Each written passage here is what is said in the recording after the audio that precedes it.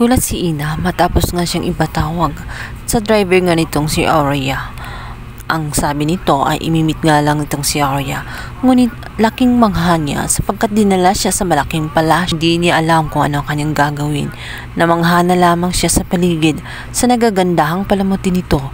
Agad siyang pumasok doon at tuwang-tuwa naman itong si Lola Aurea dahil nagustuhan ni Ina ang paligid at ang bahay. Payakap bigla itong si Ina matapos makita itong si Lola Pink na matagal na nga niyang hinahanap.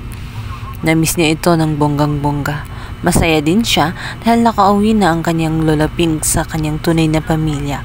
Ngunit hindi niya sukat akalain na sa isang mansyon pala ito nakatira. Nahiya siya sa kanyang ginawa kung saan ipinatuloy siya sa napakasikip niyang apartment. Subalit, hindi makakalimutan ni Lola Pink ang kanyang ginawa. Buong puso siyang nagpapasalamat at tatanawin niya itong utang na loob habang buhay. Kaya't inaperan siya ni Lola Pink na manatili na lamang sa palasyo, kasama ang pangako na tutulungan siyang hanapin ang kanyang kapatid na nawawala na ito ang si Nono. Man si Ina at hindi niya agad-agad tinanggap ang naturang offer nitong si Lola Pink. Sinabi nito na ang kanyang pagtulong dito sa matanda ay buong puso at hindi naman siya naghahangad ng kapalit. Ayaw naman niya na isipin ni Lola Pink na sinasamantalang niya or ginagrab niya ang opportunity dahil sa mayaman siya. At hindi tinanggap nga ni Ina ang naturang offer ni Lola Aurea.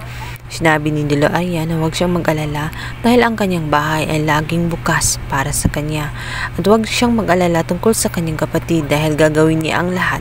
Mahanap lamang itong si Nuno.